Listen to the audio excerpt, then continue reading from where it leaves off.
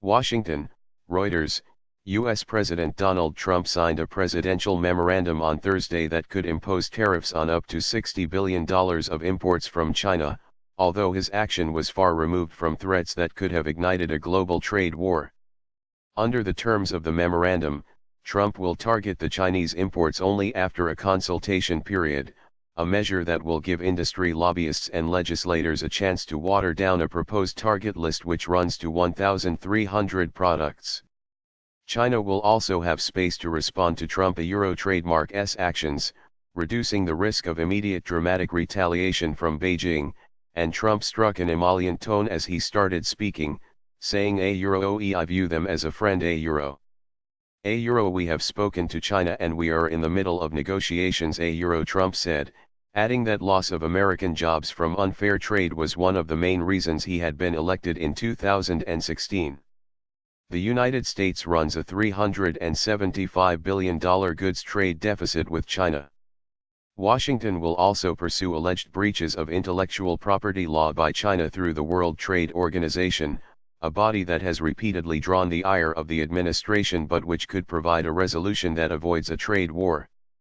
Global stocks had sold off on Thursday on the expectation of tough action from Trump, with U.S. markets down as much as 2%, but recovered somewhat after the announcement.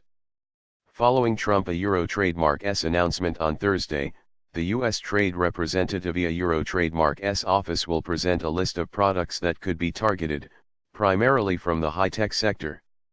There will then be a 60-day consultation period before definitive action will be put into force. Chinese investments. White House officials told a briefing ahead of the trade announcement that the administration was eyeing tariffs on $50 billion in Chinese goods. They said the figure was based on a calculation of the impact on the profits of U.S. companies that had been forced to hand over their intellectual property as the price of doing business in China. There was no explanation of the difference between the numbers provided by White House officials in the briefing and Trump Euro trademark's $60 billion.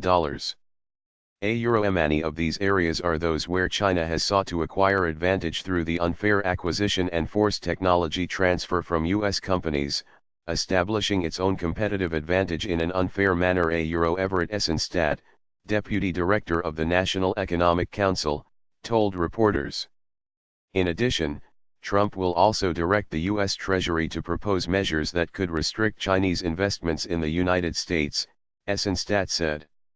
The tariffs and investment restrictions will be imposed under the U.S. Trade Representative Euro trademark's Section 301 investigation into alleged misappropriation of U.S. intellectual property by China.